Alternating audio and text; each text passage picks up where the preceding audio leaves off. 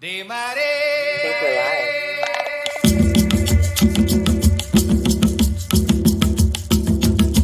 Getting out some keys, I think.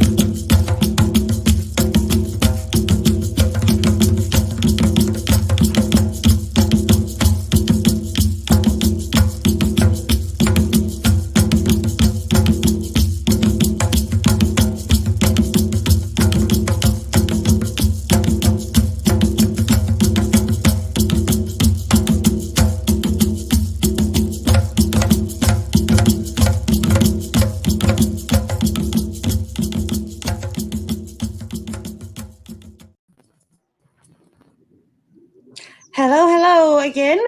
We had a bit of a glitch, but we're back now. We're here to discuss mixed race experience. We, I personally have noticed a lack of inclusion and experienced a lack of acceptance as a mixed race person. And the best way to help thwart that is to bring discussion forward. So that's what we're here to do today, is just discuss the life that we've lived and the things that we've learned during our particular journey. So we're going to go ahead and do intros, and I'll begin. We're going to give our name, and please bring forth any links or business pages that you may want to share. And then the questions I want to ask here is, what do you hope this discussion will help bring to the world, to the people listening, to the African diaspora, to the African peoples? And in what way do you feel Africa Week 2020 family could help you and help us in pursuing that wish and pursuing that hope? So I'll begin. I'm Mama LeLe. Hello. I'm an spiritual advisor. I do have a page here on Facebook, which is Intuitive and Oracle Guidance by Mama LeLe. And I believe we'll be getting these posted on this video feed while we're having our discussions. And personally, what I hope that this discussion will bring is just more insight and more acceptance of what a mixed race individual lives through and goes through. And for After Week 2020 family, the best way to help in pursuing that dream is just through acceptance, through discussion, through listening, which is the most important part. We say everything we want to say, but if people aren't listening, they're not receiving that message. They're not being able to not just understand, but over and understand the differences that we may experience, but also the similarities in the way that our lives have progressed. I'm going to go ahead and go over to Taj. Taj, would you like to introduce yourself? Let us know any pages. And what do you hope this discussion will bring? And how do you feel the Africa Week 2020 family can help in this? Awesome. Thank you, Mama Lily. Thank you, everyone, for putting this together. It's an honor to be with you all today. My name is Taj. I'm a DJ, a father. So my DJ name is Father Taj, Father underscore Taj at Twitch, because that's, I'm proud daddy. I think this is going to be a really rich conversation. It's one that's been coming up in my personal life a lot and with friends and other activists that I've been working with. I think having the discussion will serve a few different purposes. One, to get it out there to others that may be listening, whether they be our family, other mixed race people, or even our allies, to understand that we have a unique experience. Me living in my body is a specific expression in the world, and the world looks at me in a specific way as well. And there's pluses and minuses to that. So I hope we delve into some of that. I think in terms of what can be given or what I would look forward to, it's some self exploration as well. I know that the people on this call are pretty with it, and I think I think some of this is just simply I don't know what it means to be mixed race in this society right now, and how I'm supposed to feel and and think and everything. So I'll stop there for now. Thank you. Thanks. All right, Joy, would you like to introduce yourself to everybody? Sure. My name is Joy, and I am of mixed race, and I you can find me at Assemble with Joy on Instagram. Um, I I hope by having these discussions, it's nice for me to connect with other people of mixed race and kind of get uh, to understand your experiences because I actually grew up. I'm adopted. I'm with my biological mother, and and then her husband who adopted me, but is white, and they have 5 children together. So I grew up white facing everything, and so my experience as a mixed race person has been somewhat unique uh, because I didn't have any even other black people around me. But my hope is again that I get some connection and kind of those oh yeah, you feel that too, or I totally understand that. So that connection, that relatability, that validation, that some of the experiences aren't just in my head, but that other people have experienced them as well. Yeah. And then uh, the other question, whoever's watching who may have experienced colorism or maybe struggling with colorism, just maybe it will help them understand how we are coming into ourselves as Black people, um, and having had experiences of not being accepted by other Black people, and how hurtful and harmful that has been for my personal diaspora, um, and how maybe that view can can change and be understood, and that as I see myself more and more as a Black woman, because that's what I am, that I won't struggle with any feelings of rejection from the Black community as a whole. Great. Thank you for sharing, Joy. Thank you. And that does lead straight into the next question that I was going to pose to us is let us know, what was your experience growing up? Did you grow up with both of your parents? Did you grow up with one of your parents? And how did that experience affect and mold the person that you are today? I grew up Joy, you want personally to with take that? my white mother. Oh, sure. Go ahead, Tosh. Please go ahead. Oh, okay. Well, yeah, so it's funny because I actually grew up in a black household, and my mom's side of the family is black, and my dad is white, Irish, actually. And I just met my dad a few years ago, so it's been this really interesting experience of just now getting to know my father and my white side of the family, which is a trip and a half, I have to say. Um, and and so I grew up in black culture, but as a mixed race person, that was a very interesting thing. Yeah. Mhm. Hmm. And Joy, you were saying that you grew up, with your white mother, your white husband, and white brother and sister. How did that affect the person that you are now? Well, it's interesting. I was having a conversation with a woman yesterday, and I got a lot of validation about my experience. She said, because she grew up in a Black community as a Black person, and she says you have a different perspective because you probably have experienced multiple microaggressions throughout your Mm. entire life.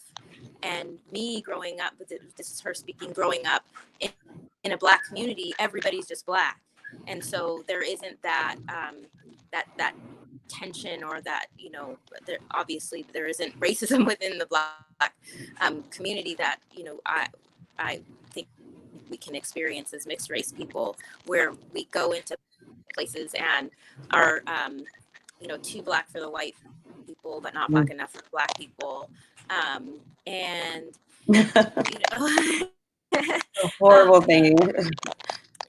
yeah. And, I mean, when I was growing up, there wasn't, my parents didn't expose me to the Black community. And so when I got into college is when I decided I wanted to explore this, I have this diaspora for my people, so I wanted to connect.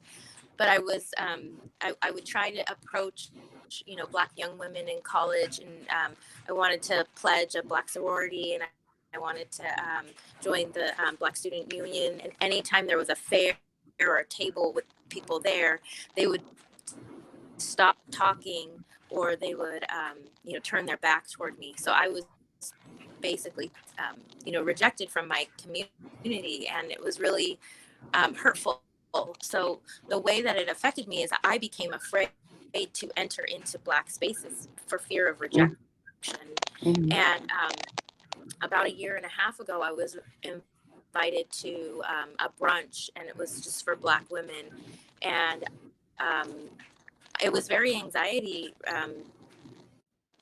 ridden experience. But I stayed, and I sat in the circle, and I shared my experience. And it was probably the most healing thing that I'd ever experienced, because I felt I felt heard, and I felt validated, and the women felt badly, and I felt this extreme sense of trust in my vulnerability, and just really seen and accepted as a Black woman by a Black community for the first time in my life. And so that was a pretty awesome experience, and has really allowed me to step more into my power as a Black woman. Taj has seen it. Beautiful. Yes. Beautiful. I feel like I might have been like right in the middle of your two experiences. Sorry, can y'all mute when you're not talking? It's just a lot of, there we go. But I kind of have an experience in the middle of what y'all had. I grew up with my white mother, but I had another mixed sister, but we were part of the Air Force. My mom was Air Force. And so the community that I grew up in was every single race, and more mixed people than I could have counted. And it wasn't just Black and white people. It was Black and Hispanic, Hispanic and Filipino. It was all of these different races. And so I was surrounded by that as I grew up. But then when I hit high school, I decided for myself, I said, I want to go live with my dad, because he was able to offer me an experience completely different than what my mother had been able to provide me with. And so I went to live with my dad, and I was in a public school at that point. And when I got there, it was very divided. It was very, very divided. There was the Mexican group, the Black group, and the white group. That's how it was. And then little old me, who had just grown up in this completely diverse community, comes in, and like you were saying, Joy, I experienced all this rejection. Black people telling me I'm not Black enough, white people telling me I'm not white enough. I even had people from the Black community, why do you talk so white? And I was like, why? Because I pronounce my words? I'm just pronouncing words. And then I had, the white community telling me that I talk too ghetto, I talk too hood, because, there's just certain things that I picked up. And then the Hispanic community would come to me and say, why don't you know Spanish? And I was just like, because I have no Hispanic in my system. And it was like, no matter where I went, there was rejection. And even if I was, received by a few Black friends and got taken to a Black event, there was people who were not shy about excluding me. Oh, she has a white mama, she shouldn't be here. Oh, she can't talk, like she doesn't understand our experience, and all of these different reasons, the reasoning that they had for being able to exclude me or exclude anybody of mixed race. And so I was left in this little bitty bubble all by myself. And as the last few years, I was received as a Black woman. I was seen and received as what I knew I was. And I'm not simply a Black woman, I am a Black mixed woman, because I am not to deny that part of the ancestry of who made me. And many times it's what I feel like I'm being forced to do, is pick a side. And I even had a cop pull me over one time and I asked me my race and I said, I'm mixed. No, come on, you know what you are. Yeah, I'm mixed. No. And sat there and pushed me for 2 to 3 minutes, trying to make me say to him, I'm Black. And there is no way that I was going to exclude who I am. And as we progressed and things have started happening like they are now, and we have all of this division of races because of all of this injustice and all of these protests going on, I see that we're entering back into this idea of division. And so I want to ask y'all that. How are you able to approach that concept that's being brought forth now in order to support this racial injustice? Did you like to say that, Taj? No. No, I mean, it's just you hitting it right on the head. There is so much to being mixed race in this country, especially right now. What has been coming up, thank you for everything you just said. I mean, I'm filled with emotion and and my mind is just racing right now. Being in this country right now, with the opposites, the polarization is so thick and so heavy right now. I'm so proud of my Black people. I'm proud of my white heritage as well, which I'm still learning, you know what I'm saying, even about both. But one of the blessings about all this, with everything going on, is that I have been sort of confused a little bit, because I'm so down for my Black folks, and I'm like, all right, y'all, like, here we go. And at the same time, like, I am white, and I can't deny that. I can't be like, Yeah. oh, y'all white people, because that's me, that's my blood, that's my ancestry, that's my family. And so it's been really interesting, which is a blessing. And this is sort of the flag that I keep raising, is that we mixed people, and I will speak for myself, but I think we have a really unique privilege right now, and in this time, to sort of be these bridges, because I'm not able to stick only to one side. Which Joy will attest to this. We've seen it a lot. People right now are very polarized and very divided, and I think by my nature, but I think also by a function of who I am as a mixed race person, I can't do that. I just can't. It would be silly. Which is wonderful, because when I come to the table, I'm like, all right, so how are we going to get together instead of, screw you guys? Because that's what I'm seeing from a lot of different places. And being an activist, I'm trying to talk to everybody I can and actually get things moving in our local little world here. And I think they're starting to catch on that that's where I'm at. Like, I could fight, we could do that. We've been doing that. Everybody's doing that right now. But I'm trying to come from a different angle with it, and I have to say, partly it's a function of me being mixed race. Hmm. Very true. Joy, would you like to add anything? Yeah, no, I really appreciate what you shared, Taj. I I'm half Irish, and so I really tap into that rebellious side a lot, and I'm half Haitian as well. So I think there is this fire that is a conglomerate of both of those things that you know come together, that burn passionately for people, just for all people. And it's really hard to see, to be like in this middle place where there are white people and white family members who just don't see it, or just don't get it, or have never viewed me as Black before, never. So they I feel like they wonder where all of this is coming from. My activism, my work for social justice, and then there's this um, Black side that of the community, that, and it isn't everybody, who in essence, while I'm doing my activism, because I am open to working with white people who are in places of power and places of positions of power and elected officials, that view me as an Uncle Tom, because I'm straddling both sides, but I don't know how not to. I I want to work with people. I feel like one of the things that's really different about this movement than the civil rights movement is that there are a lot more white people, white allies, who are wanting and willing to amplify our voice and our message, and to make change, and to listen to the realities of the struggles that we experience as Black people.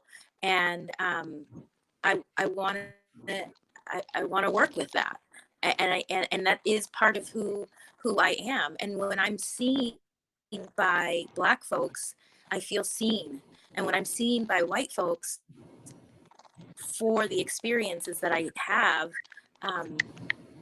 I feel seen. And and that, like what Taj was saying, is the bridge, right? And I want to. I don't want to have the divide. I want to have the community where people are coming together and able to lead in with conversations, with curiosity about one another, to grow in relationship, and view each other as the human beings that we are, recognizing our differences is what make us unique, but fundamentally we are the same. So awesome. Exactly.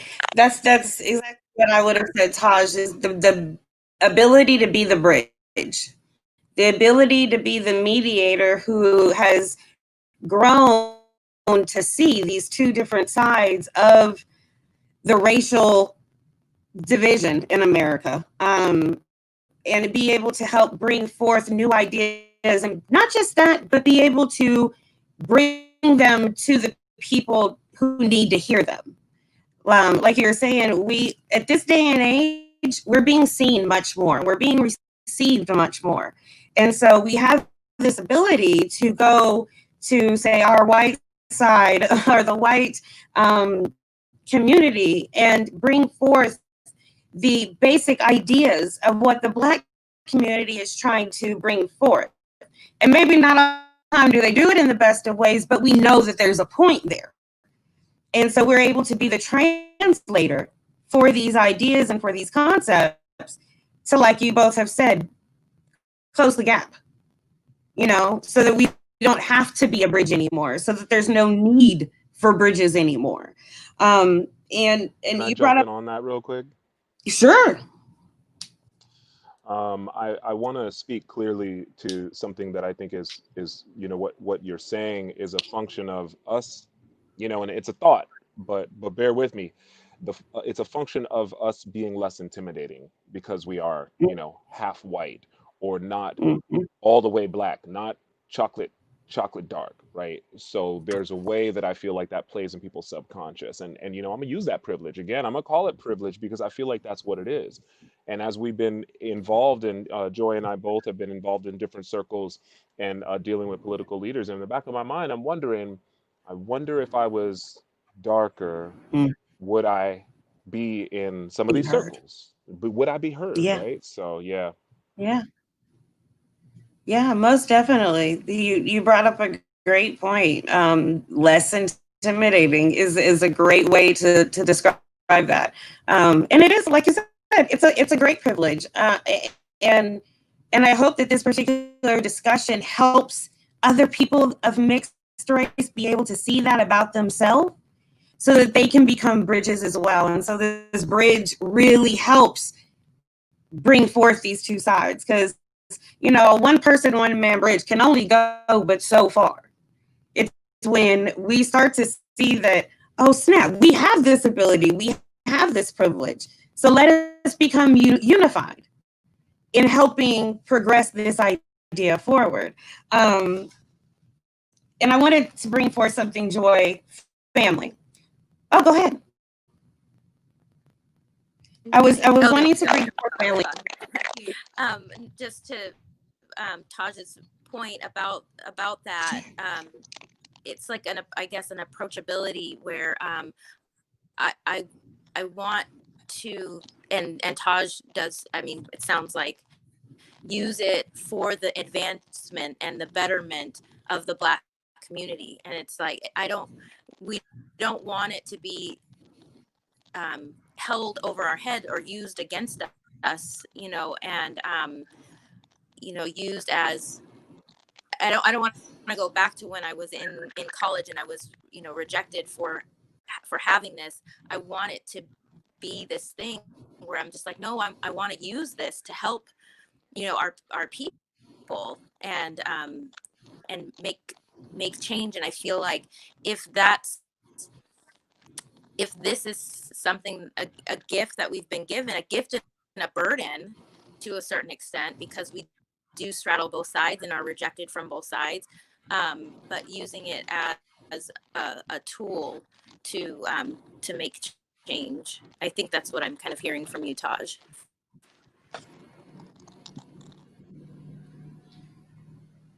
Okay, to broaden that idea, what are some ways that we can teach other people of mixed race, to be able to utilize this ability that they have? How can they go forward and be able to access that privilege to help make change? Taj? That's a great question. I think as I've had a few conversations recently about being mixed race and about colorism, I think, again, like I said in the beginning, we have to start to understand what that actually means for us. When we had the Zoom on colorism, it got deep really, really quick, and some real big feelings started coming out. And I think, and I kept hearing, uh, this is not stuff I've talked about before. I've never said this to anyone before, kind of stuff. And I think that's it. And and if you want to broaden it out to the larger world, we all have to do that inner searching. And I think us as mixed race people, if I were to talk to, and I do, other mixed race folks, it is that, what is this reality for you living in your body? How does this experience of this national social upheaval, how do you experience that? And to form a place of where we can collect our thoughts and support one another. Right now I feel like Black people in general, just, we need to have each other's backs. And so that's kind of my modus operandi right now. I'm like, you Black, I got you. I'm saying hello. And especially to our mixed people, I'm like, yo, so let's talk about this. Right. Hmm. Joy?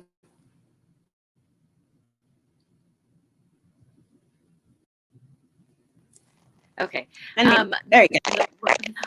The word that comes to mind for me is just confidence.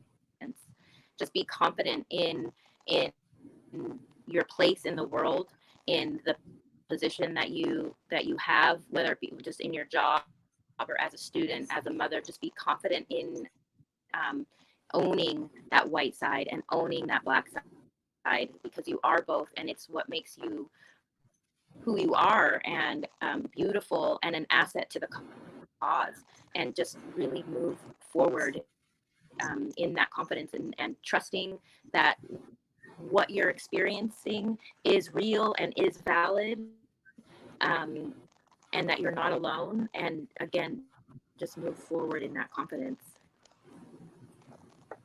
Beautiful. Beautiful. Great suggestion.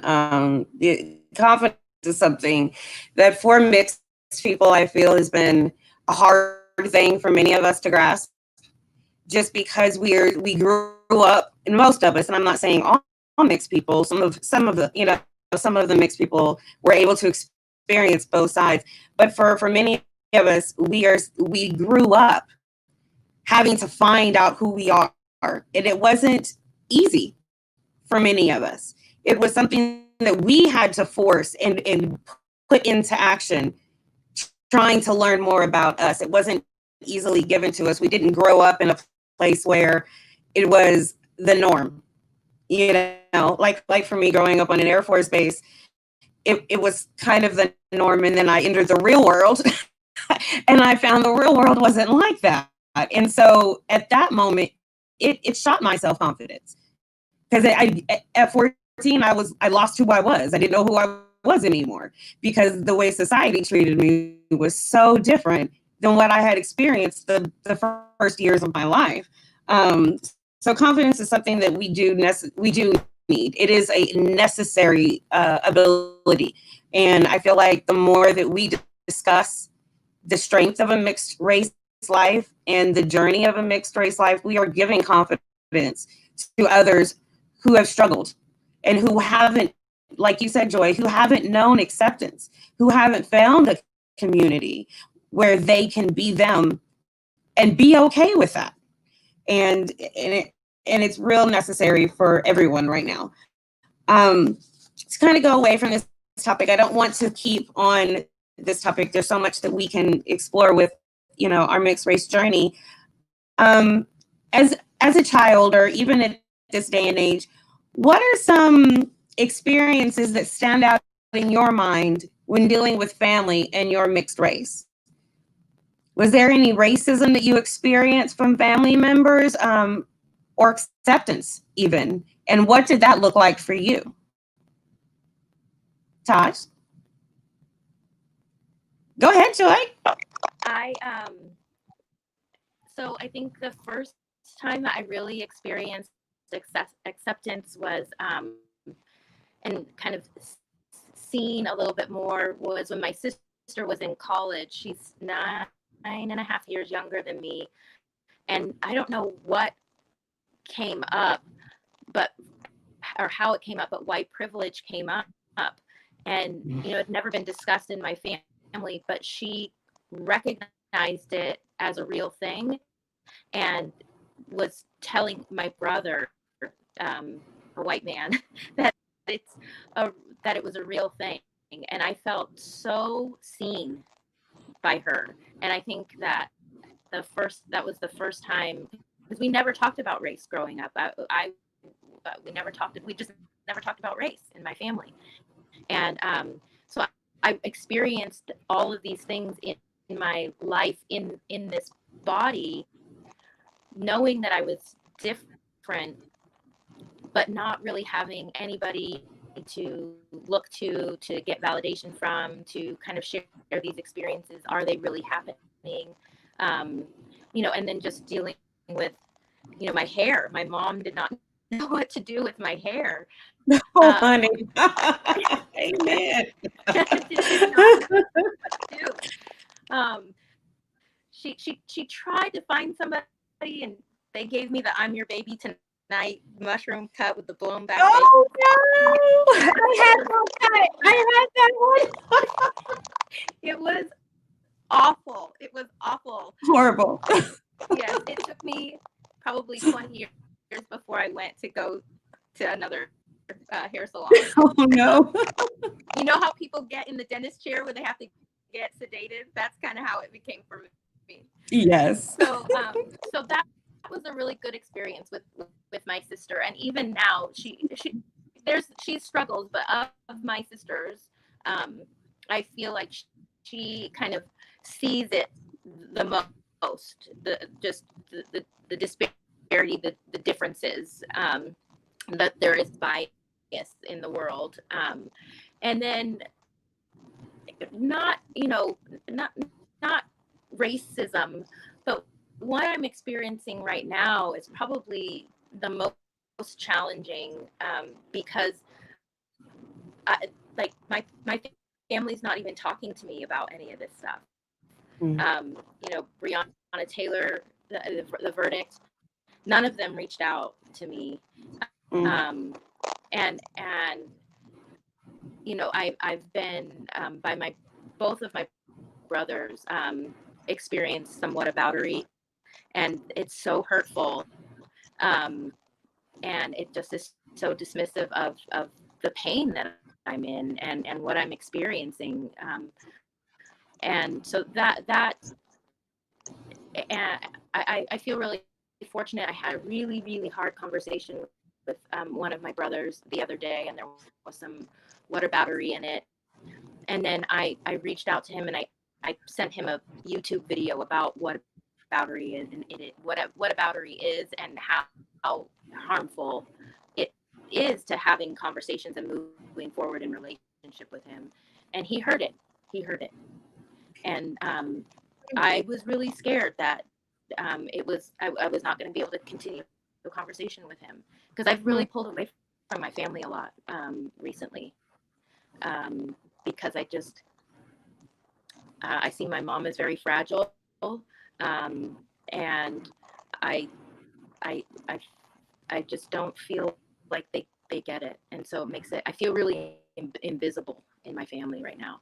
So that's been really challenging. So this whole time growing up, you know, there was a huge emphasis on my white side, um, always recognizing that there was a difference and knowing there was a difference. And now, because my blackness is at the forefront and I'm really experiencing everything since really Ahmaud Arbery, really since the earthquake in Haiti, when that happened, and I had nowhere to go and nowhere to talk, nobody to talk to, nobody was talking about it, and I felt just so much pain for these people, and nobody asked me how I was doing. I didn't even know I was allowed to feel anything about it. Recognizing now that that was, a pain for my people. So that's kind of the experiences that I've had going on recently. But I feel super blessed that I've been able to feed my personal diaspora with the community that is growing here in Santa Cruz with Taj and having these conversations. So thank you, Mama LeLe, for inviting me. It's so good for my heart, where I might feel invisible, I feel seen, and that's probably the biggest thing for me right now. So thank you. Yay. I'm so happy. Yay. You're welcome. Taj, your experiences, what would you like to share?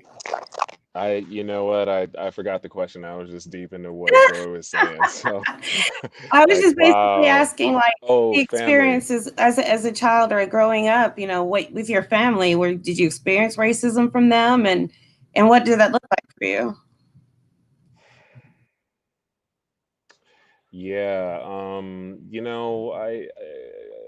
I was kind of my family was mostly across the country from me because we came out. Most of my family's on the East Coast, and so we came out to California when I was pretty young. So I'll speak to my family now if that's okay. My dad's family, and so that's been interesting because we're getting to know each other over, like, social media basically. And my dad's cool, and he's wonderful, and pretty hip. And I keep having these long lost cousins hitting me up and being like, "Oh my God, you're my cousin. That's crazy." And I love it. And I honestly don't even know what to do with it yet. This is really new.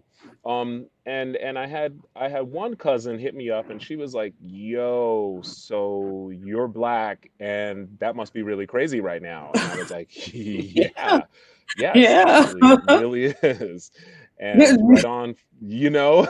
And I'm like, right Yeah. on for saying so. Like, that's pretty dope. And so we had some little, like, kind of online conversations, and that was kind of fresh. And then, another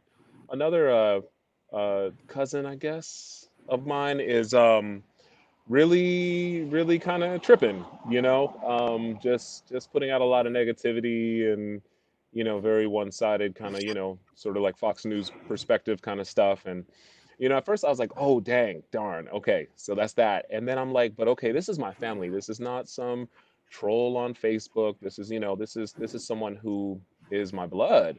And so again, it comes back to this place of like, all right, well, I'm not gonna shun this person out of my life. And so I sort of put him in this compartment where I'm like, you know what, I'm gonna love you up, and that's it, and that's how we're gonna roll, because now you got a black cousin.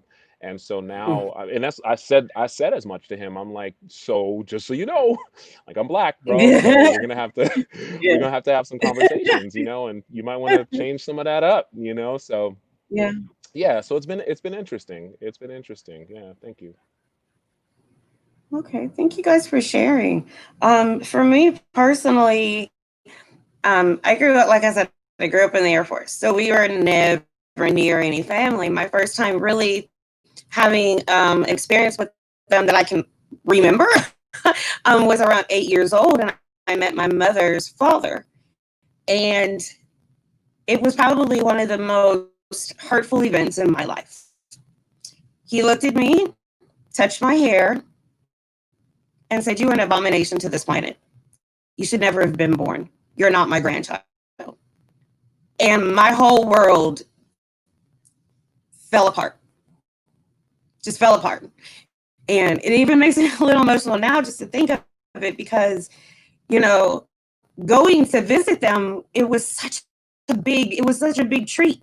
And it would have been played up, and I had all these high hopes of finding, because I didn't grow up around grandparents and uncles and cousins. I didn't have any of that. So this was my first time, and it crushed my whole world.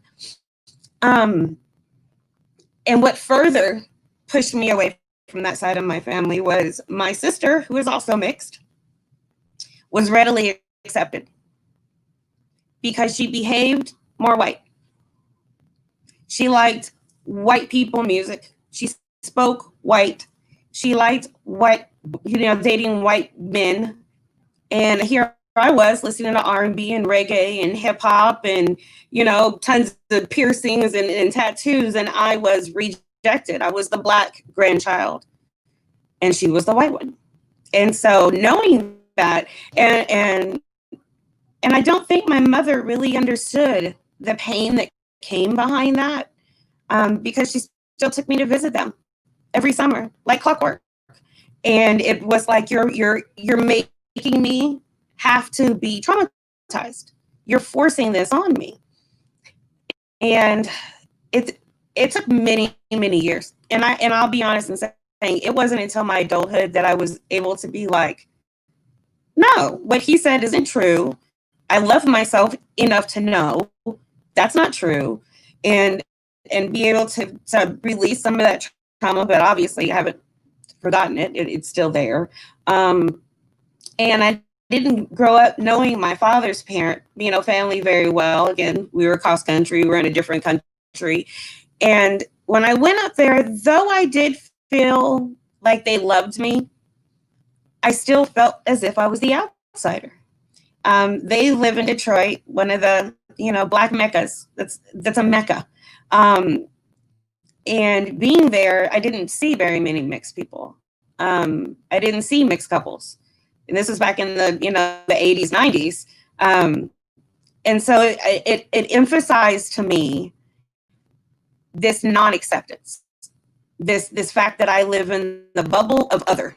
When we fill out official paperwork, there's very many times not a way to mark you're both your races, or mark that you're more than one. You're other. You're other. If you wanted, and so I grew up as the other. And I can honestly say that event at 8 years old helped motivate the person that I am today to be so strong in representing my mixed heritage and being able to teach my children, you're not black, you're not white, you are mixed. And if someone tries to tell you differently, you tell them they're wrong, and you hold that. You are confident in expressing that. So as hurtful as it may have been, I'm still thankful for that experience because it helped mold this person who's able to say, we need to have this discussion and to ask some of the tough questions and to bring up these type of situations. If that hadn't happened, I don't know if I would have been this person now. And so as hurtful and traumatizing as it was, I'm grateful for that. I'm grateful for that. And it seems as if we've all had some very similar experiences with that, with family, where they really don't know how to embrace us. it's like the person who doesn't really hug and they try to hug you and it's awkward. That's what I feel like when I'm around family members. Like they don't know what to do. And so I thank you guys for sharing those moments. It is tough for us. I know it is for me to really talk about it to people, because many times it doesn't feel as if it's being received. It feels as if they're looking at us and saying, that's some white privilege stuff, or that's some white people stuff to deal with. The hell? And the white privilege topic is a whole nother thing for me. That's a whole nother discussion for a whole nother day. Yeah. Well, hold up before you go on. Hold on. Yeah, no, because that's a lot. That's a lot.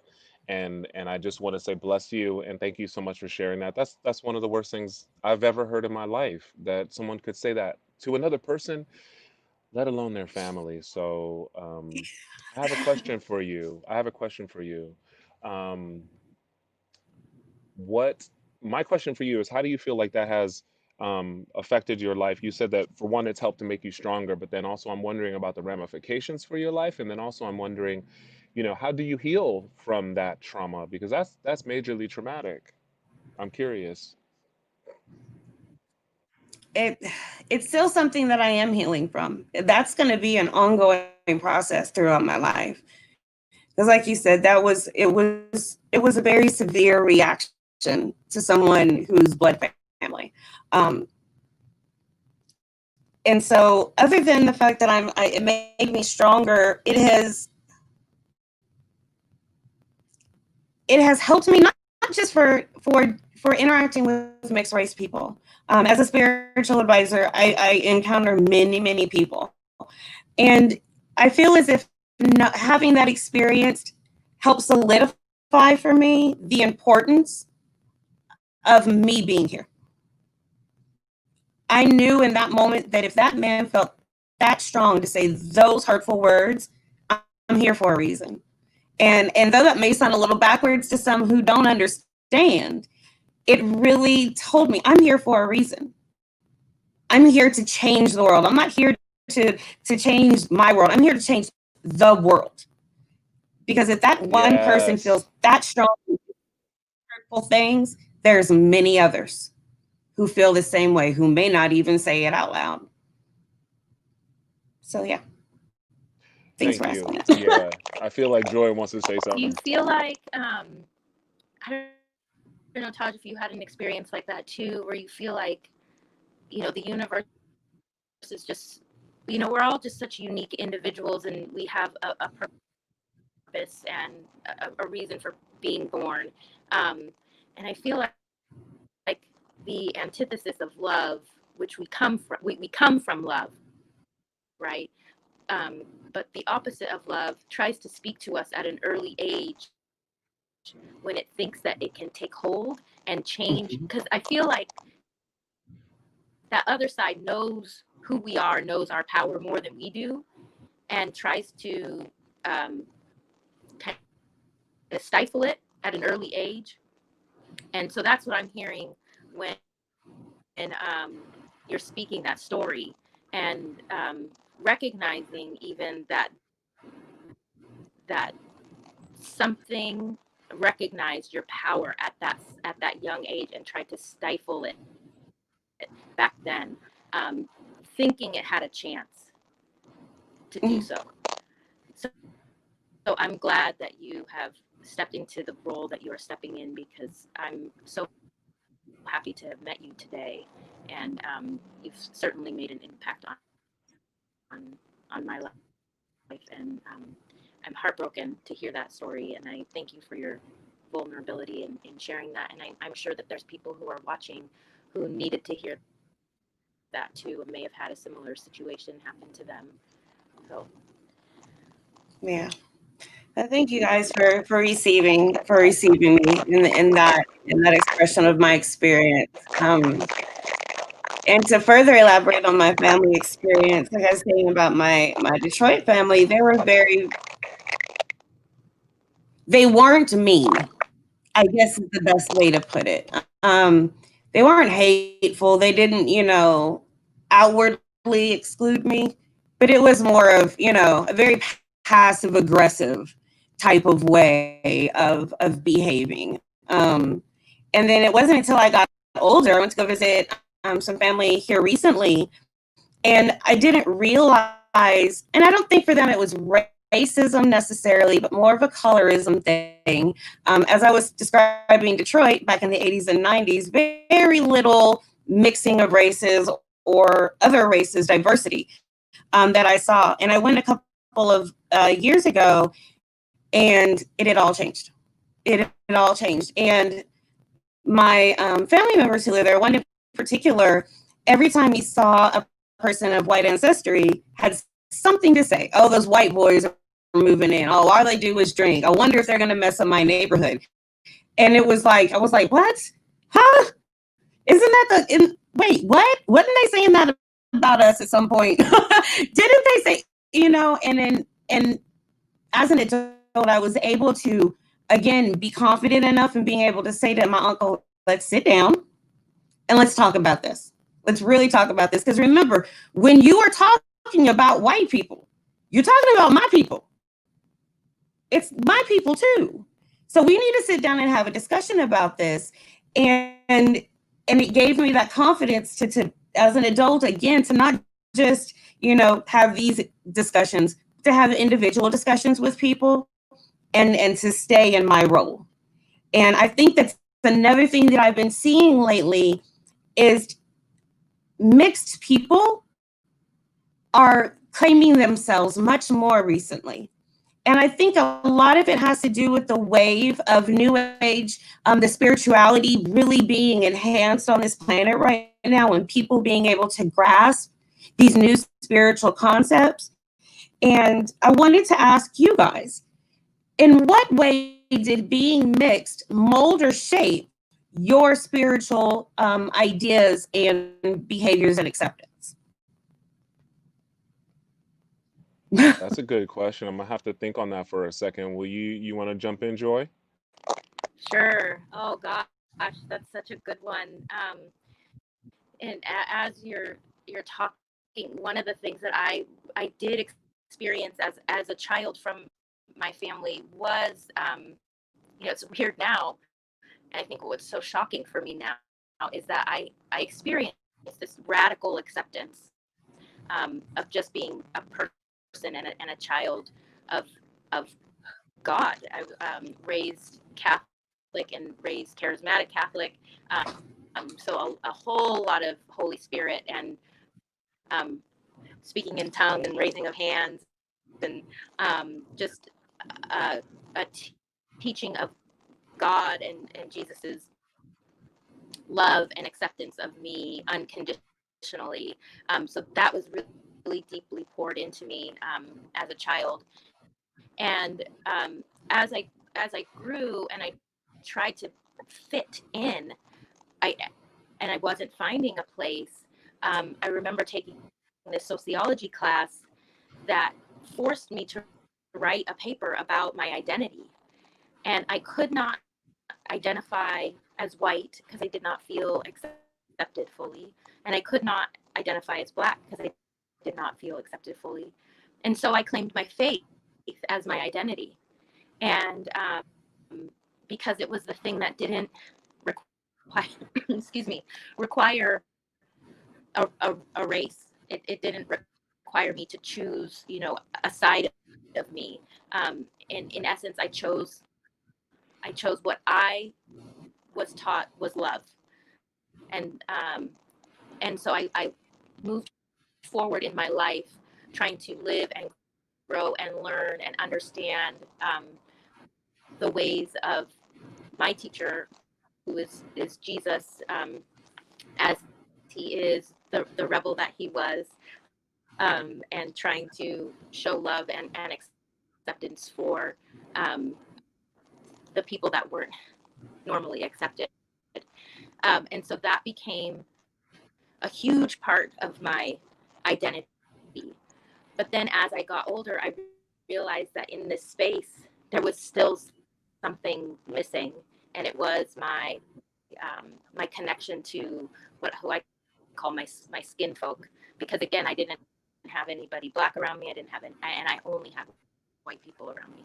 So it really shaped my growth in understanding a greater power in the universe, and just the universe and how much power and love is in the universe. And so I'm so glad that you asked that question, because I never really thought about it, how being mixed race, because I couldn't choose a side, forced me to pick something, and I chose ultimately love as a way forward. So thank you for asking. Beautiful. Great. Taj? Yeah, that's it. That's exactly it. Thank you, Joy, because I drew a blank on that one. um, Hi, baby, come outside. I'm sorry, my child just woke up from a nap. You're fine. Yeah, so that is very interesting. I grew up in the Christian church as well. My grandma was in the choir. I got preachers in my family and everything, and went to Christian schools, Catholic schools, the whole thing, and then moved away from Christianity actually, just because as I developed, I really wasn't with a lot of what I was hearing, which was not love. It wasn't universal love. It wasn't love for every single person on the planet, kind of thing. And so I had to kind of back up off all that. And subsequently, but I don't know how much of it has to do with my race per se, but I didn't also, of course, feel accepted. And then where I did feel accepted, I'm a DJ now, because I started going to raves back in the 90s in Los Angeles, and these, Yeah. big, right? Okay, so that's, to be very honest, that has shaped a lot of my spirituality. When I play my music, when I play my, loud bass music, it's every bit of God for me. It's God's voice, and when I dance, I'm connecting with the divine. So, when I caught Mhm. wind of all that, I was like, oh, okay. And as I grew in that, I mean, I'm a raver for life, because that has everything to do with my spirituality. And I do feel accepted in that place. And it's the way that spirit calls to me, and that I share with others as well. So that's ooh, man, I'm gonna have to think on that. Thank you. Yeah, I ask it because I'm a very curious person. So as a child, I got bored one summer and I read the Encyclopedia Britannica, like the whole thing.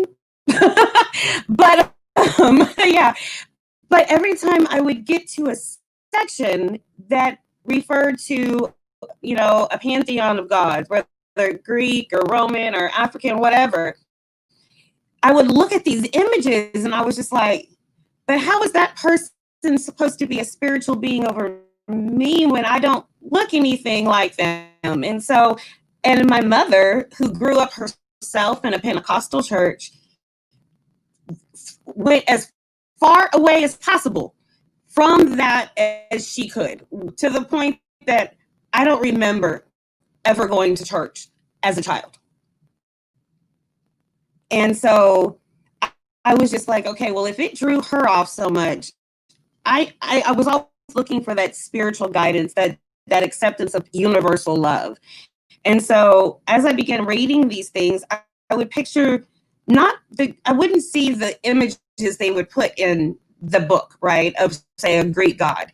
In my mind, they were bronze, just like me. They were of lighter brown tones and darker brown tones, and some brown tones that looked white, yes, but they were still a tone of brown, a hue of brown. And so as I grew up, I began forming my own spiritual knowledge and my own spiritual team, if you will. And so I always feel as if my mixed culture allowed me to be able to say to myself, I am part of that Greek pantheon, but I'm also part of that Aruba pantheon. I'm part of the Mayan pantheon. I am part of the Buddhist pantheon. And so I was able to say to myself, okay, y'all not see this, but I know who I am. And so I'm going to receive everything that makes who I am. And so I always felt like my spiritual following was in part shaped by that. And the fact that that same grandfather who called me an abomination was a Pentecostal preacher. And so that in itself made me be like, oh no, no, you are not going to get me believing what your God says. Because if your God said I'm an abomination, then I ain't dealing with you or your God. Both of y'all can hit the dirt, get moving. And so it made me be like, it kind of forced me to say, to look at myself clearly in that spiritual concept and say, who am I? What really is me as a spiritual being? And now in my life, I teach mixed spirituality. I have a group called Mixed Nation Magic, because I feel that when we're able to include ourselves in all these different pantheons, we are bringing together a spiritual power, even in music. Because Taj, I'm all about the music. I even have a page called The Musical Medium, because music is vibrations. Love is vibrations. It's not these colors that make up our skin tone. And so I always saw that as part of, how that formed together. And I was able to, as I developed my spirituality and my different spiritual abilities began to come more clear. And I was able to literally see my spiritual team. I have spiritual people on my, spiritual beings on my spiritual board that are Mayan, Aztec, Chinese, Indian, Greek, Irish, Welsh. They're from everywhere. And so I'm able to bring that forward to others. And it's because of my mixed heritage, for me personally, that I'm able to bring that knowledge forward. And so it always was something that, ran through my mind, how that worked for other people as well. So I really appreciate y'all with answering that question. And I know, because it wasn't until I got older that I was like, And if you haven't thought about it before, it's like, oh snap, that's deep. I think too, for me, because just within that Christian faith, there is that part of being like of exclusivity, right? Where because I was in that, and I had to find a space of inclusivity where it allowed, with love being at the center, it is accepting of everybody for who they are, where they are, how they are. And I think that was another thing that with my mixed race, I was like, how do I fit in? It doesn't make sense to me that somebody else isn't allowed into this space of love. And so I'm happy to have had that firm foundation, and then now I can move into this new place of being a Black mixed woman. Same here. Yeah, growing up in the Christian church, I think was really instrumental in who I am, and I'm so thankful for it. And I still now these days I'm like kind of proud to go to church because I love it. I'm like any conversation about God that I can have, I'm all about it. So yeah, definitely. Hi. That's my daughter. They're saying hi to you. I'm so glad that they decided to pop their face in, because I was about to go and speak on our children. I have 3 children, who, of course, they got to mix mamas, so they got to be mixed too. 2 of them are 3/4 Black, 1/4 white, and one of them's 3/4 white, 1/4 Black. But regardless, they all see themselves as mixed. But I wanted to ask you guys, in what way do y'all teach or bring forward this idea for your children and be able to help support them in receiving their mixed heritage? Because I know for you, Taj, you're a full-time father. And so Yeah. you're full-time and having not just this, but all these other things. So how do you bring that forward to your children? I'm gonna take a little quick walk over here. Hold on. All up on Yeah. me. So my children are 3 and 6, and let me turn this off here. And it's an interesting thing because I am definitely I am teaching my children that they're Black, right? And I'm trying to expose them to ideas of blackness and whiteness and whatever, um, you know, at their age level, but definitely knowing that they're beautiful and that they're black, and that they're white, and there's this part of me that is terrified at the moment that I have to sort of burst their bubble. You know what I mean? In terms of race relations in our country. And so little by little, we've been sharing with them some of the drama that's been going on. And I try to, you know, talk it down a little bit and say, oh, well, you know, because they're like, whenever they see the Black Lives Matter signs around, they go, Black Lives Matter. I'm like, yeah, right on. You know, especially when my little Yeah. 3-year-old does it. But they don't know that we're going through major upheaval in our country, or that people have been, you know, shot and killed and dying and all this other stuff, or really what daddy's going through right now in a relationship to that. So, you know, the short of the answer is that I'm teaching them to be proud. But as I look at my children, you know, I'm remembering recently, you know, my boy's a little darker than my girl is, but thinking of his color, I'm like, he might be able to pass. And I remember having that thought, Mm.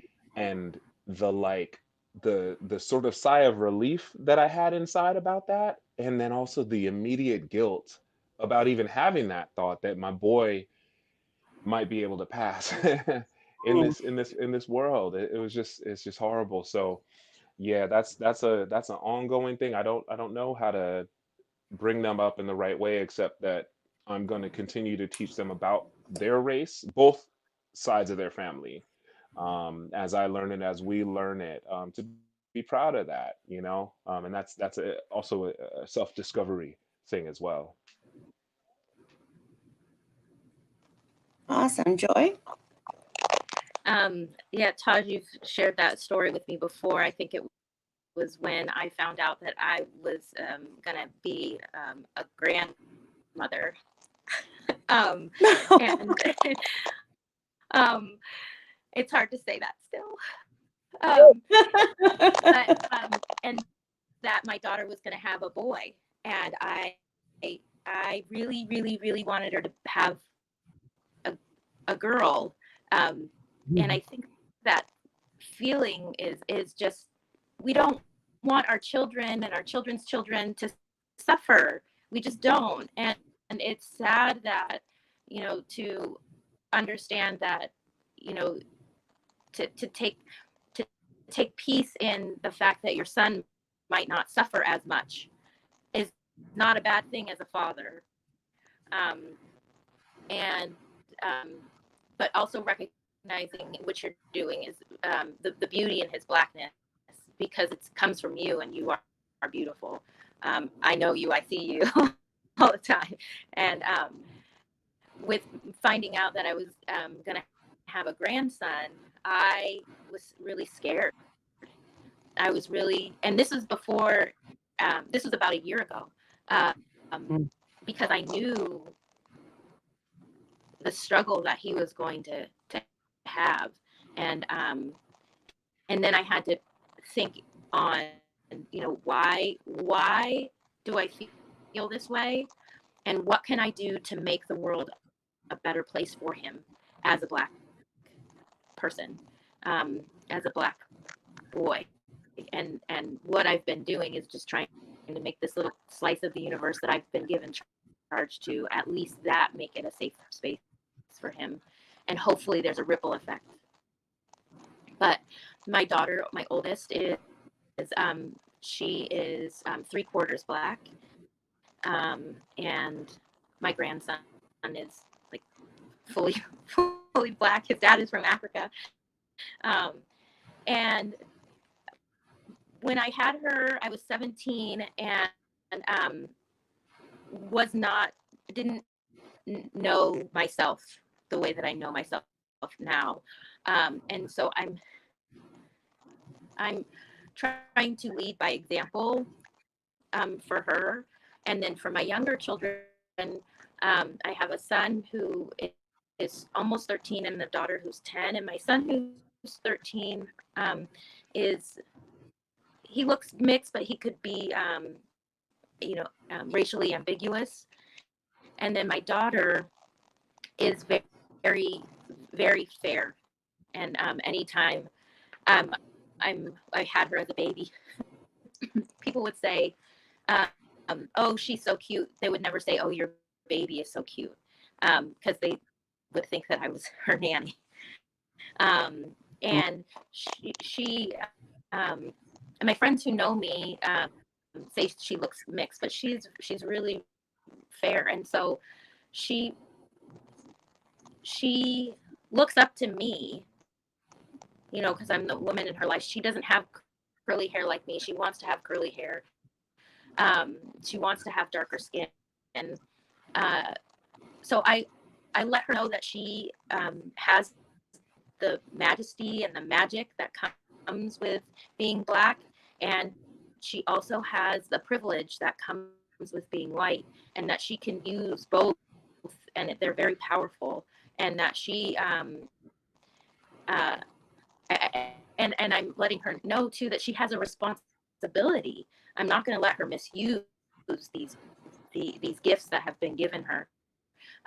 So just trying to teach her, you know, that if she's in the grocery store and ahead of somebody or behind somebody that looks like me, and they're maybe not being treated very well, that she needs to be able to stand up and stand in and speak up. So trying to really instill her with a confidence that we talked about before in herself, so that she feels confident to speak to truth, truth to power, because she can. And it would be wrong of me not to teach her how to do that for other people. My son, he grew up using a brown crayon when he was doing self-portraits. So he, last time I checked, identified as Black. But again, for him, race just isn't, it's just not on his radar right now. I'm going to have a conversation with him, you know, fairly soon as he turns 13. I've tried to keep him as sheltered as I can. I mean, we live in a pretty white area, so I don't have a lot of fear around him not coming home because of the color of his skin. And we live out in the country too, so he's not at the stage where he's running around, I think, like, you know, downtown or with friends, or, you know, but I am going to have that conversation with him, because the kids that he's going to be running around with are going to be probably blonde hair, blue eyes. And if they're, you know, loud, or they're just having fun being boys, and, you know, police happen upon them, they're going to question him first. And that's just the reality of it. So, and I mean, even if he's with his cousins, right, they're going to question him first. So I hope that answers your question. It's I'm teaching them to own it and to be proud of it, and to also recognize their privilege. Yeah. Y'all hit the nail on the head with what you responded with.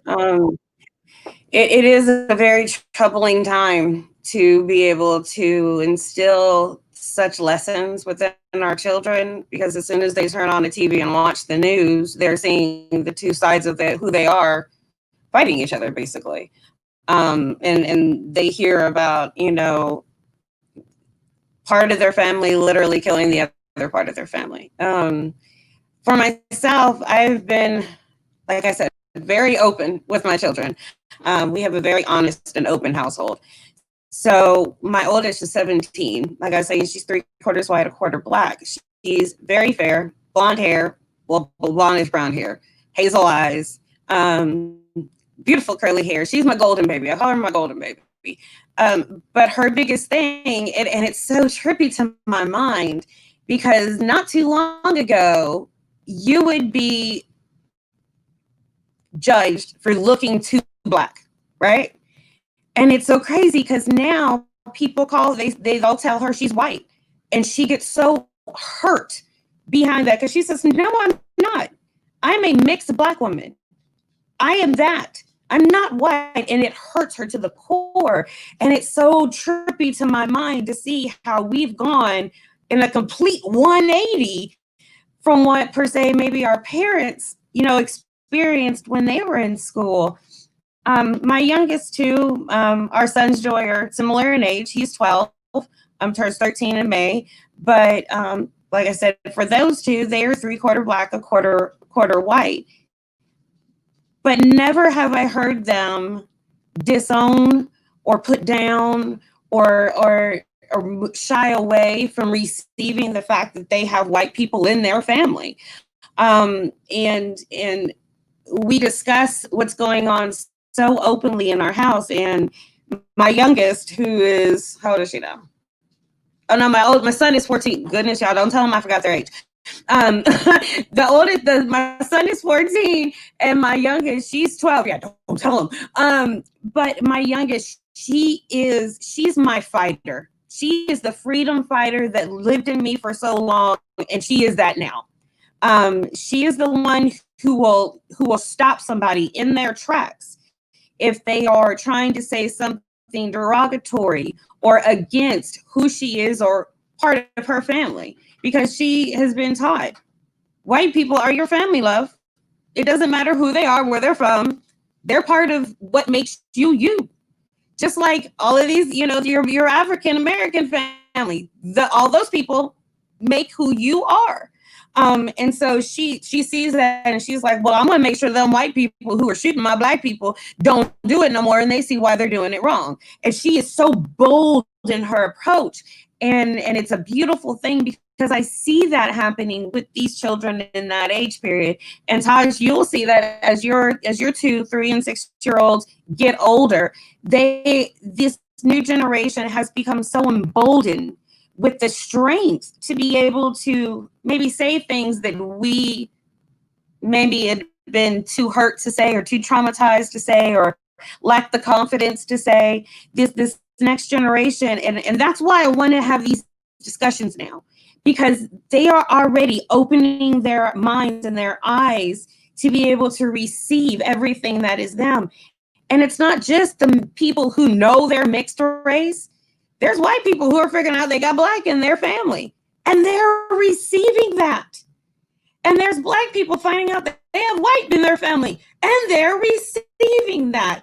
And that's why I feel like right now is the time for us to be able to speak and come forward and help put these ideas and help other people, like for you, Joy, being received by others who have shared the experiences that we have.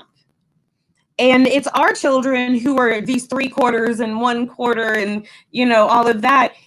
But they still feel everything about who they are. It's a beautiful thing to me to see these young ones. And even if we haven't necessarily sat there and, lectured them about it, they see so clearly. And they see in their minds process so much quicker than many people give them credit for or allowance for. And so right now is why I'm so happy that you, Taj, and you, Joy, not just in this discussion, but in your other discussions, are helping and bringing forth this message so that we can keep strengthening their confidence and strengthening the confidence of others who are maybe our age and our generation, and giving them the confidence to say, yes, I am a mixed Black person, and I am not going to deny who I am. And even if you don't accept me in that circle or in that circle, I'm cool with it, because I am who I am. And that's why I think these conversations are so necessary and so needed at this time. And because it's our children who are going to be the next wave in everything that's going on, not just the progression of the mixed race people, but in the progression of people, of the human race, of all colors. So like we were saying before, we are the bridge. And we are the bridge not just between Black and white, but for all other mixes, because the experience doesn't change if you're black and white or black and Asian or Hispanic and Irish or whatever your mix may consist of. The basic experience is still there. And so we are the bridge not only for the black and white community, but for so many others. And I want to say again, Taj and Joy, thank you for being so upfront and being confident within what you say and what you know to be true. It's a beautiful thing for me. So again, thank you guys for that. Yes. I want to bring up that whole official paperwork business. And this is going to the larger view, right? Of what we may experience.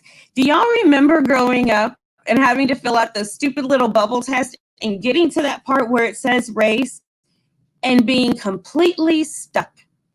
Not having any, what do I feel? Exactly. What am I supposed to fill out?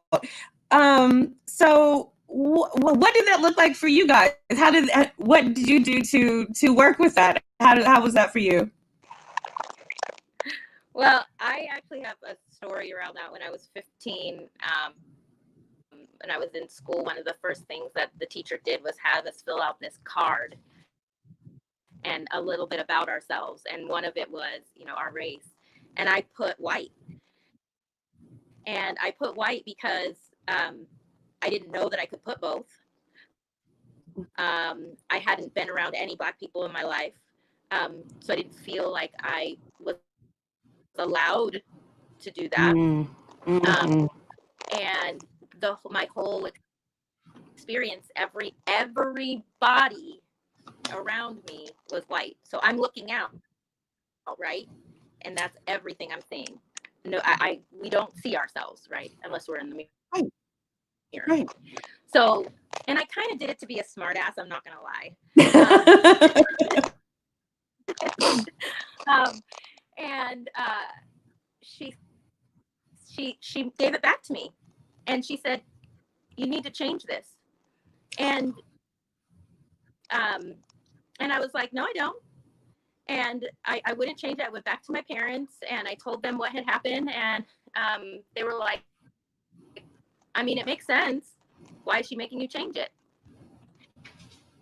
And I was like, she's just saying that and at that point, it's like I could not, I didn't know again that I could put both, and that she wasn't trying to move me into a place of owning my Blackness. She was just not being cool, basically. So what started this, I think that was when, I talked about the sociology class. I think that was when I really kind of started thinking about who I was, and having this experience of whiteness all around me in this Black body. I think I ended up putting biracial on there finally, but that's a real tangible story. And then it goes on, the DMV, the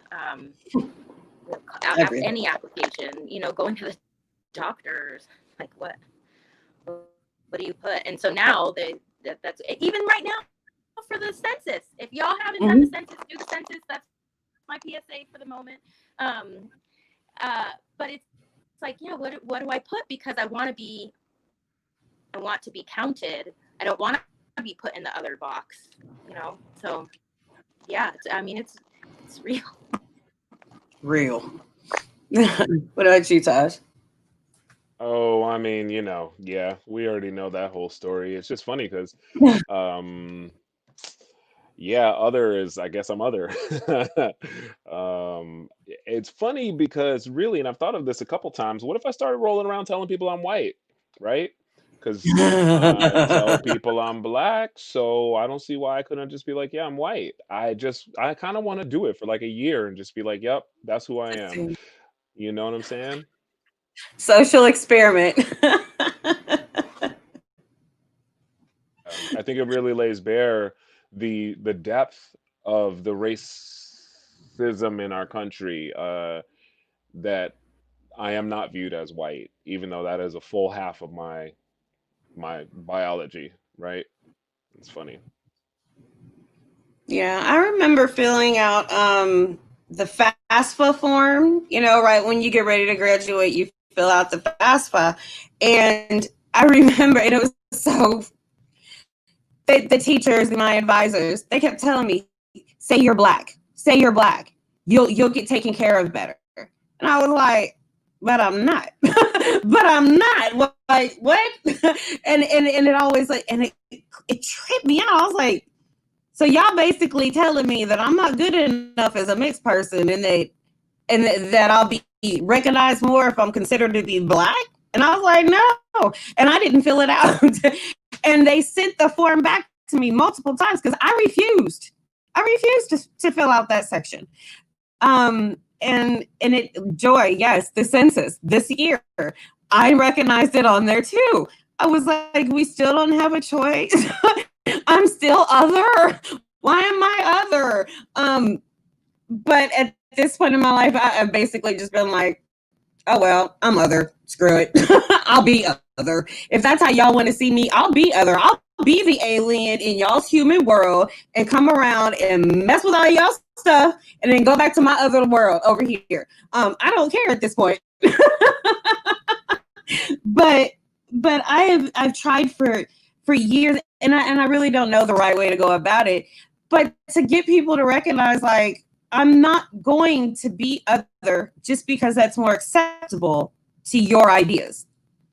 You know, I'm not going to lie about who I am so that one group was going to accept me more than another group will. And even in those government forms, I feel like that's what they're trying to push us into doing. And going back to the story about the cop who pushed me for 5 minutes, and it's first thing in the morning. I'm taking my daughter to school, and she's sitting there witnessing this cop forcing me to make a choice. And me being me, I'm very strong in my stubbornness. And I sat there for the whole 5 minutes and said, I'm mixed. Nope, I'm mixed. No, I don't care what you say. I'm mixed. Yeah, we can do this all day. I don't care. I'm mixed. And I remember seeing the frustration on his face, and I was just like, no, I'll be the other in my other world, and y'all gonna see me as being other. If that's the only way y'all gonna receive it, then that's the way it's gonna have to be. That's fine. And slowly but surely over time, I've seen some changes on these different types of papers where they are allowing you more to say mark all that apply. And that, I remember the first time I saw that, I busted into tears because it was the first time I was allowed to claim everything who I was. And it was so just, it was just awe-inspiring. The fact that I was now able to be me. I was allowed to be that. I wasn't forced. And it was a beautiful thing. And then the mixed commercial started coming out. That one Cheerios commercial with that one little girl. And me and my children were watching TV together, and me and my daughter saw my youngest. And we looked at each other. We're very emotional people, by the way. We both busted into tears because we saw ourselves reflected on the TV, which we had never had before. And it was so on time, but still late. Right? Way late. It's way too late because we, growing up, were not able to watch a TV show, watch a movie, and see us. And even now, and this is something, and y'all can give me your input on this too, that here recently, I've gotten a bit frustrated with. When Barack Obama got elected as president, they were not saying he was mixed. He was the first Black president. And I was like, no, he's mixed. And that's all he was not mixed according to public at large. And so that still pushed home for me that there's still a lot of work to be done. Absolutely. But then got Meghan Markle became the Duchess of wherever she is. She was mixed. And I always wondered about that disparity. I was just like,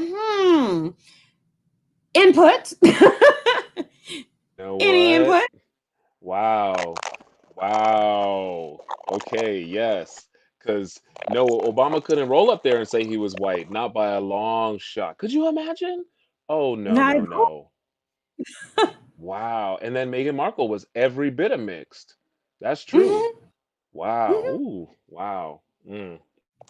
It's Well, one it's of those just things when you see it, it's like, oh snap! Why didn't I? You know? yeah, it's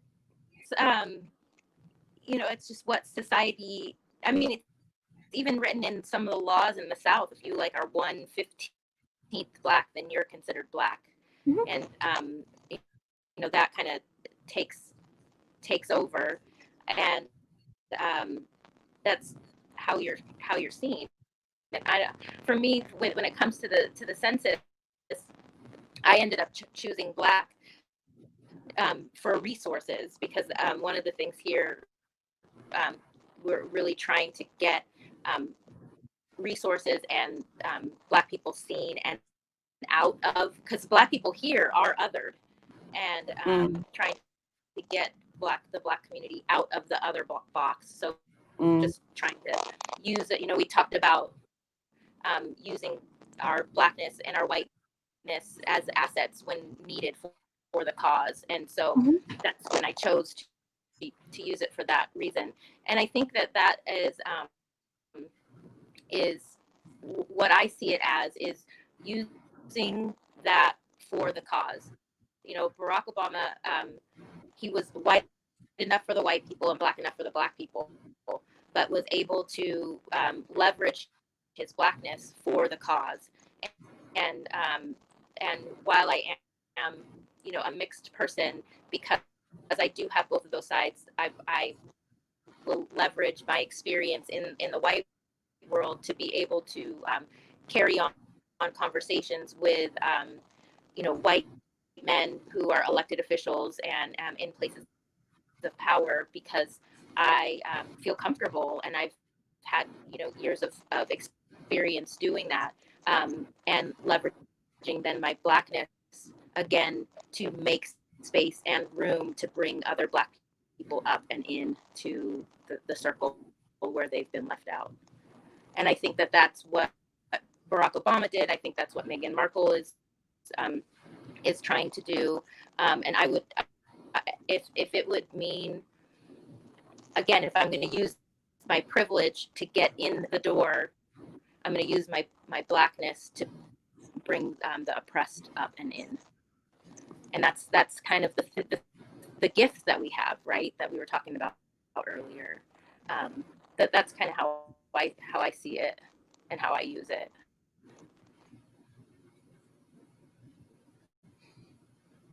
Yeah, I guess go ahead, Tosh.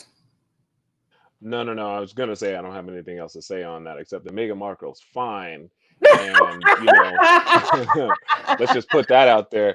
But also I feel like with both of those people, and it's really interesting that you would bring that up because with both of those people, I feel like within myself, I was so proud to see a black person in those positions, and I think even within myself, I didn't really think of them as mixed so much. I was like, they're black because that's how I see myself because I identify as black. I don't identify as white. And, if people ask me, then I'm like, yeah, I'm mixed. But, this is sort of a new languaging to actually really take in right now. I really love hearing you, Mama Lele, because you're like, I'm loud and I'm proud. I'm mixed, and that gives me a certain kind of strength. I just want to tell you that. And when I think of Meghan Markle, I mean, if I ever saw a person that could pass as white, it's her. You know what I'm saying? Like I had to check myself for a second. I'm like, oh, she's black. Oh, okay, cool. Right. Duh. Of course she is. And what a beautiful thing for her to be there. And I was just like, definitely same with Mr. Obama. It was like, oh, are they gonna really let this happen? How long until the fire and brimstone comes raining down on them. And lo and Mm, behold, with Meghan Markle, I heard, okay, she's up in the palace. Next thing I heard, they moving to the United States because it was too much. And I heard her husband being like, yeah, yeah, y'all are tripping. We're out, kind of thing. Like I'm giving up everything because I love this woman and y'all are tripping. And like that, it was like unfortunately, I think a lot of people are like that was to be expected, unfortunately. And And you know, it's just a sad thing, you know, that we are still dealing with this. But every, you know, going back to kind of what you said a few minutes ago, the representation matters. When we have people at these high positions, it's like, oh wow, you know, even with the sort of vitriol that may happen, or the, you know, the negative relationships that are playing out on a global scale, we still get to see these people in a position of prominence. And so that is going to inspire lots of people across the board, but definitely younger and older Black folks, that, oh wow, look, the world is actually changing, you know, incrementally. Hmm. Mhm. Yeah, like you're saying, I'm pretty bold in myself, because similar to what you were saying, Joy, I kind of do the flip flop reverse. When I go to speak to, you know, a group or a person who is white, I use my whiteness to get in the door necessarily, but once I'm there, I am claiming every bit of my Black ancestry, and I'm standing there in strength because of them. And I'm able to bring forth what I'm saying because of them. And in spite of, say, people like my grandfather who called me abomination, I'm even so strong in myself that I can experience a white man call me a nigger, call me the stupid little nigger baby, call me an abomination. I can experience that and still be upfront in claiming my white ancestry. And that's the way that I try to approach people, is just that, no, I have strength in what I'm saying about my Black ancestry because it's there. Yeah, you may accept me because of these white people over this shoulder, but what I'm saying is for them, for my Black ancestry, for my African ancestry, for all of them. And I do the flip flop, you know, with my Black community, is it get, you know, my Black family gets me in the door, but once I'm there, I'm able to help them, I feel, have a better view of things, because I was able to go into that white room and talk to those white men and those white women and be able to gain their perspective and their ideas and what they feel inside. And so, but both of us, Joy, are so necessary in the way that we approach, because I'm accomplishing one thing where you are accomplishing another, but yet they're still so both important and crucial to support each other to make an actual change go forward. And so I appreciate the fact that y'all are so confident in being able to step forward and be able to have different perspectives about how we approach the same thing, and being able to bring up that same, you know, that same group of people in that same community of mixed race individuals. When people ask me what race I am a mixed Black woman. I'm a mixed Black woman. My children are a mixed Black man or a mixed Black girl. Even my oldest, who is fair with blonde hair, she will tell you, I am a mixed Black woman, and you are not going to make me feel anything otherwise. I don't care how light my skin color is. I don't care the blondness of my hair. I am here, and you will see me. And so I think it's beautiful that we all each have our own paths in which we approach these situations.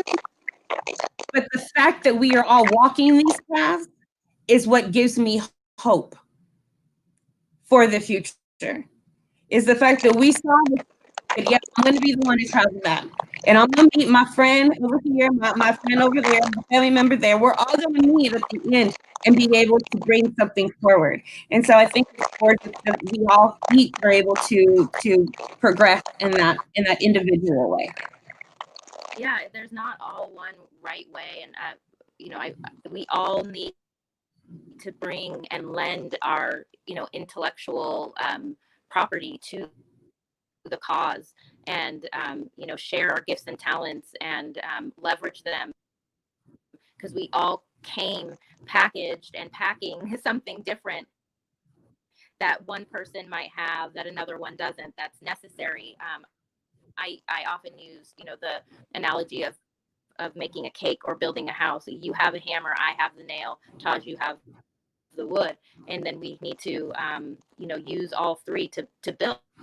We can't build with just one each of those things. We have to come together. and then just with feeding one another. I have the eggs, you have the flour, somebody else has the sugar, and then we can make some cake or bread or something. But we each have an ingredient to use for the cause, for the movement. So there's not just one right way. There's not just one ingredient that's going to solve this, that's going to propel this forward. We need everybody, every experience, and every person has value. Every experience has value, and I think that's what makes this whole thing great, is the accepting and the understanding and the validation of each of our experiences and the need for them. Yeah. Can I share something? So Joy, you I don't know if we were texting or talking or what, but you brought something into my consciousness that was kind of profound. I don't know, today or yesterday or something, but really what it was this leaning on the strength of our white ancestry. And I don't even know how that came up in our conversation, but when I think of my black ancestry, so I'm slave black, right? So there's only so far I can go back and know where I'm from currently. But every time I do learn about my history, just even a little bit, who's going back there, it feels like I have a certain level of strength that has been put onto me as well. And now that I'm learning about my Irish ancestry, I'm like, that is another source of strength. And so there's two parts to that for me. One is that, I think for my own personal health and strength going forward, I need to make sure to tap into that family lineage, to know where my roots are, and to know, the traditions from the Irish people, and where they drew strength from, and where they what their gods were, and what their view of reality and nature are. And then also I feel like some of what we're dealing with in our various societies and cultures, especially in the United States, is that folks are lacking that understanding of where they're from, for various reasons, whether they came here and they needed to assimilate for different things, or for whatever reason have shunned where they came from. And so they are like these like dangling participles, like they don't have this spiritual wealth. And I feel like that's something as black people we very much have. Okay. I had to. But I feel like as black people, that's something that we very, very much have, whether it's, through the church, or through our African, you mentioned Yoruba, I believe, through our African religions that have been luckily passed to us. There is so much strength and depth to infinity, really. And so I feel like, going back to the question of what would I give other mixed race people, but I think just in general, people of all races, one of the ways to get through some of this drama that we're dealing with is to get them to question who they are as people, not against anyone else, but where are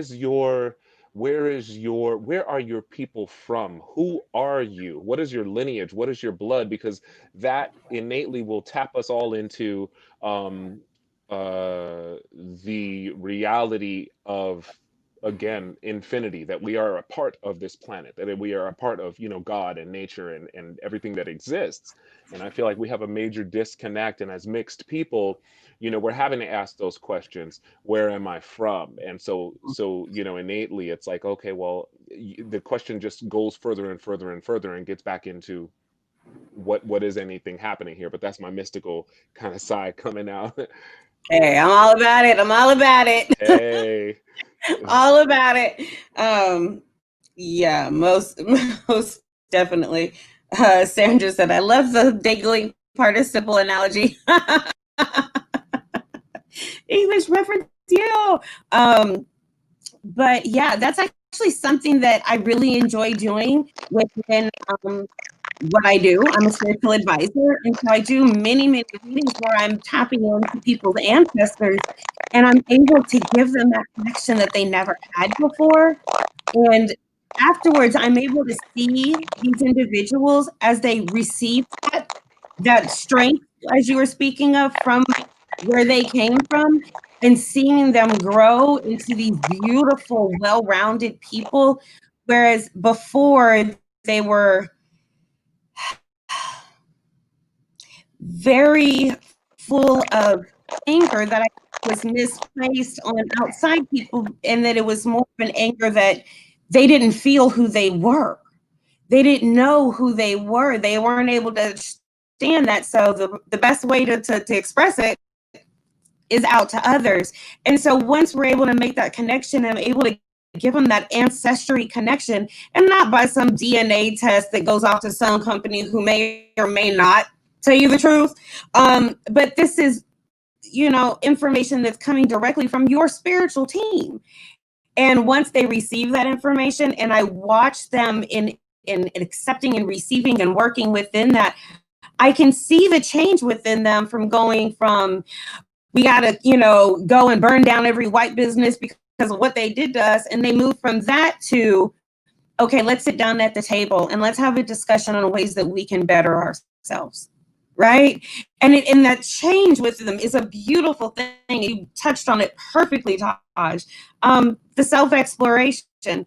And again, I think that we as mixed individuals are able to help bring that idea forward, because it's something as mixed individuals we were kind of forced to do in order to understand who we are, because we were each raised in specific households that only exposed us to specific things. And so it was on us to make that effort to go out and figure this information out. And once we were able to see, oh snap, now that I know myself, I'm able to do this easier, or this is something that I understand better. And we're able to, like, just through discussions like this, are able to help bring that idea forward, and even people who are not mixed race, to have them understand that the strength that comes from that self-exploration. Joy, you have something to say? Yeah, no, I think that's such a great a great addition to answer the question, what can other people of mixed races do? Excuse me. Get to know, if they don't know one side, at least get to know another, as to help them understand themselves. And for me, there's a lot of honoring of ancestry. So my mother is Irish, and she's from, I learned which county she's from, and that there's still family there, and understanding the stories that come from Ireland, and the fight between Ireland and Northern Ireland, the Republic and then Northern Ireland, and just the deep, long history of that island, and how these are, and then even with the potato famine, just understanding that these are really rich, hardy, surviving people. And I come from that. I come from that that mindset of being a rebel, of being fighting for what you believe in, and living through hardship. And that's that white side of me, where most people would think that it's the black part, but no, it's Right, not. right. And then and standing up against power too, because that's what the Irish people did. And deeply spiritual, deeply kind and friendly people, and so much of I see myself in that. And then learning that I'm Haitian, understanding again a deep, rich spirituality, and a story of survivorship, and fighting for their own rights. And so melding those two things has been a real, just an enjoyable part of my own personal journey, to understand that I come from these two islands, and which is kind of crazy, and how both are very, very different, but some similar stories of struggle and survival, and fighting. And there's fire in both of those stories. Fire is also a uniting factor, that's kind of woven woven through, which is really kind of cool. So that discovery, I think, would be advantageous for people to kind of uncover and then find the similarities in the story. Right. You know, that kind of connect them to one another, to bridge the stories. Mm-hmm. Taj, anything you want to say? When it's just listening, just taking it in. I think there's a lot of learning I need to do about my own ancestry. That's what I'm getting from what you're saying, Joy, right now.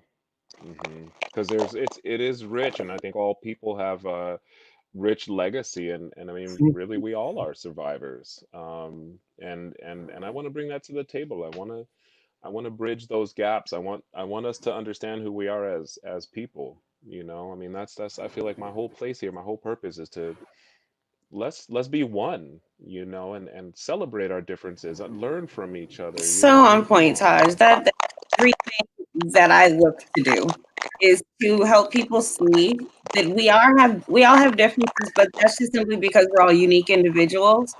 But in some way, shape, or form, there is one uniting factor that goes through all of us. And it may not be the same for my connection to Joy as it is for my connection to Taj, but yet still it's there. And so still we are a unified family because we are connected.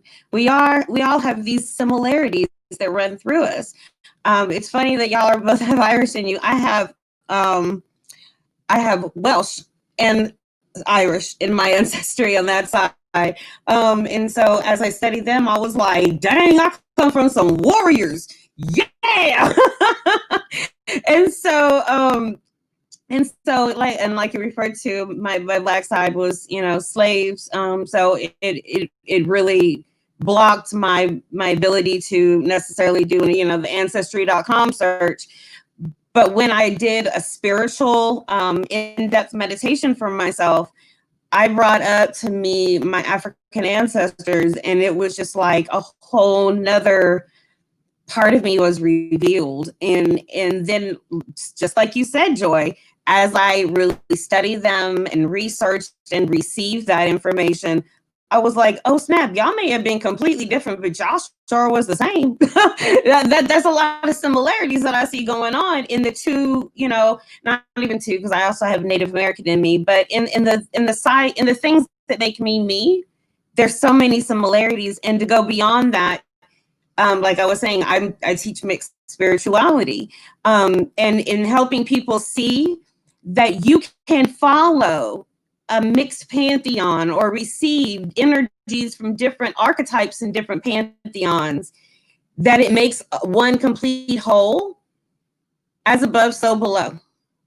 So if we can receive that we are part of these Norse gods as well as Aruba, that's me personally, and the Native American tribes, it makes such a complete whole one that it really pushes that idea of unification, not just within ourselves, but within a whole as each other.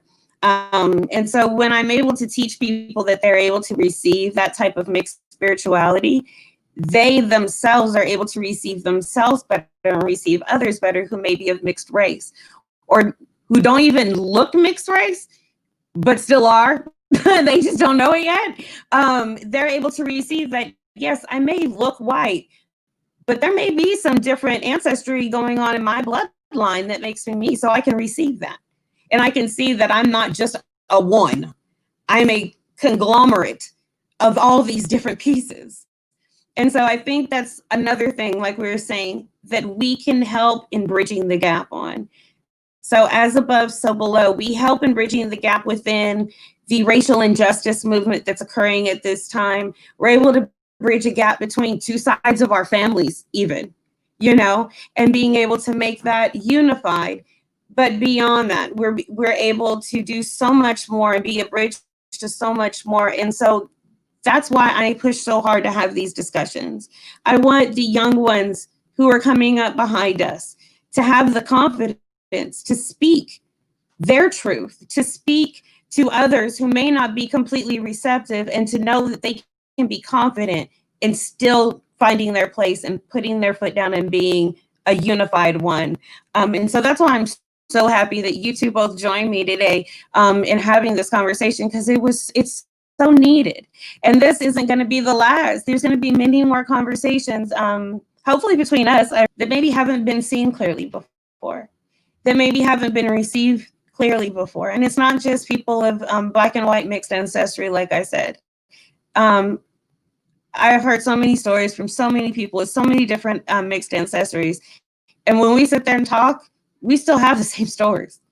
They were shunned by family members because of one side of their family. They experienced racism, in school, at the store, everywhere. And we're able to sit down and say, wow, we look completely different, but damn if our stories aren't the same. Is there anything that y'all would like to help close this conversation with as we wrap up? Just gratefulness. I'm really thankful. Thank you. Thank you, Alexandra, and thank you, Joy. Thank you all so much. It's been, 2 hours well spent, and I really am honored to have met you and to be a part of this reunion. And I look forward to more conversations. So thank you. Great. Again, thank you guys. If you wish to share any of your links or businesses, please feel free to do so in the comment section, or you can go ahead and promote those now. I myself have am a spiritual advisor and an oracle. People can find me on Facebook at Intuitive and Oracle Inside by Mama LeLe. I also have another page called The Musical Medium, and maybe Taj, me and you could do a little collaboration using that platform. Who knows? And then I also have a group. Awesome. I also have a group for mixed spirituality called the Mixed Magic Nations. And it's a small group, but I'm happy. I love it. We are able to come together and discuss so many different things in that group. I would love it if anybody joined us there. Taj, would you like to share your DJ link or platform? Yeah, it's father_Taj at twitch.tv. I put up stuff over there every once in a while. And really, actually, I wanted to say something too, because I like to keep it real. You, Mama LeLe, thank you so much. It's such a blessing. I'm looking forward to working with you because we definitely need to talk. And also, I just wanted Yay. to say, if you haven't heard it recently, you are not an abomination. I am not an abomination. We are not an abomination. We are a blessing to this earth. And that is it. That's it. Thank you for you. Thank you for your presence. Thank you for being here today. Thank you for all the things that you do in the world. Joy, thank you. You are such a blessing to my life, sister. Yes. Yes, yes, yes, yes. Yes. That's it. That's it. Mhm. We're gonna keep it real. Uh-huh. Joy, would you like to share any platforms or links? So I'm on Instagram at Assemble with Joy, and all one word. And Taj, I'm taking it and throwing it back and taking it and throwing it back. And Mama LeLe, I'm gonna send some your way too. And yes, the virtual hug. I just met you, but I adore you, and I'm so glad that you are here in this universe on this earth, and that I've been able to cross paths with you. So Taj, thank you for the introduction. Thank you for inviting me, and thank you for just for creating this space and having this conversation. I look forward to it again. Thank you. Yay. I to y'all. I'm so grateful to have been able to connect with y'all. Joy, I know you came on last minute, but you were such a needed addition to this discussion. And so I'm so thankful that you jumped on this opportunity at the very last minute without any preparation and came forward to share your truth. Taj, I look forward to working with you later. I thank you for your collaboration on this particular discussion, and I look forward to many, many more. You guys all are just awesome. And I send blessings to you. And my blessings are strong, honey. So get ready to feel that raining down on you. Let it rain, let it rain, let it rain. But I'm so grateful for this conversation today. Thank you all for being here with us at Africa Week 2020. This is the last day, and I couldn't have asked for a better group to close it with. So thank you, everybody, and I look forward to more discussions with you soon. Bye-bye.